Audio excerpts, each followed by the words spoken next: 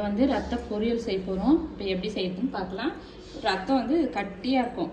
நல்லா நம்ம தண்ணி ஊற்றி நல்லா ஒரு 6-7 தண்ணி நல்லா வாஷ் பண்ணி எடுத்துக்கணும். ஏன்னா நம்ம கண்ணுக்கு தெரியாது அதில் முடி, ஆட்டுடைய முடி எதனாச்சும் ஒட்டின்னு இருக்கும்.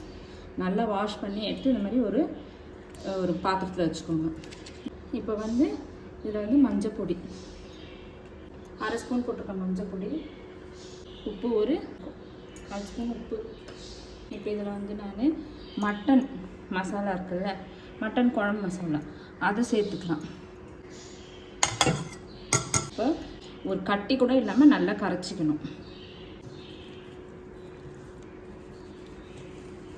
இந்த மசாலாலாம் பாருங்கள், நல்லா அந்த தண்ணியில் இப்படி பண்ணால் மிக்சிங் ஆகிடும்.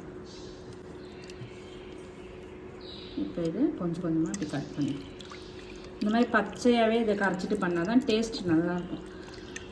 இட்லி குண்டானில் வேக வச்சுலாம் பண்ணால் அது இந்த டேஸ்ட் அளவுக்கு அந்த டேஸ்ட் இருக்காது.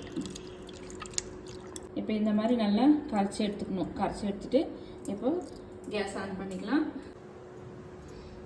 கேஸ் ஆன் பண்ணி ஒரு பாத்திரம் வச்சுக்கலாம். கடாய் காயட்டும். நல்லா கடாய் காஞ்சிடுச்சு.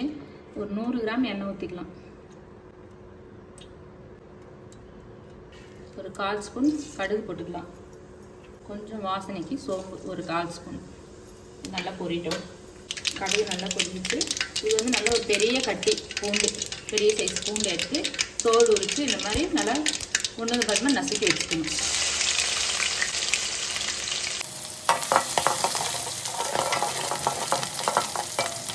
பூண்டு நல்லா செவந்துடுச்சு. இப்போ வந்து நல்லா ரெண்டு பெரிய வெங்காயம், ஒரு 3 பச்சை மிளகாய், கொஞ்சம் கருவேப்பிலை, கொஞ்சம் கொத்தமல்லி.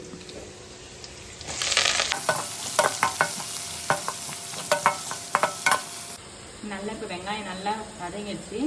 இப்போ கரம் மசாலா சின்ன ஸ்பூனில் 1 ஸ்பூன், ஒரு 1/4 ஸ்பூன் சீரகத்தூள். நீங்கள் நினைக்கலாம் ஏன் இது அதெல்லாம் மட்டன் மசாலா மஞ்சத்தூள் உப்பெல்லாம் இதில் போட்டு கரைச்சிட்டு இது மட்டும் ஏன் இதில் போடுறாங்கன்னு நினைக்கலாம்.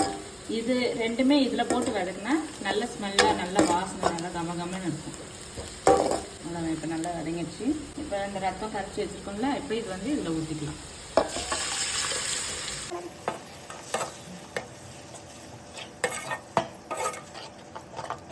நீங்கள் இதை கை விடாமல் கிளறிட்டே இருக்கணும். அப்போ தான் கொஞ்சம் விட்டிங்கன்னா அடி பிடிச்சிடும்.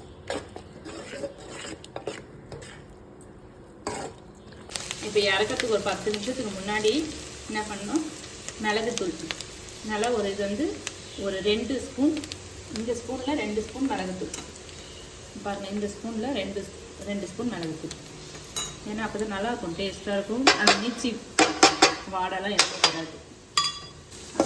இப்போ நம்ம மிளகுத்தூள் போட்டோமா, அது நல்லா போட்டு இப்படி பரட்டிடணும். அப்போ தான் அந்த நீச்சி வாடை வராது. நிறைய மிளகுத்தூள் போடணும். நல்லா 2 ஸ்பூன் போட்டிங்கன்னா டேஸ்ட் நல்லாயிருக்கும். ஏன்னா நம்ம மிளகாத்தூள் போடல, வெறும் மட்டன் மசாலா ஒரே 1 ஸ்பூன் தான் போட்டிருக்கோம்.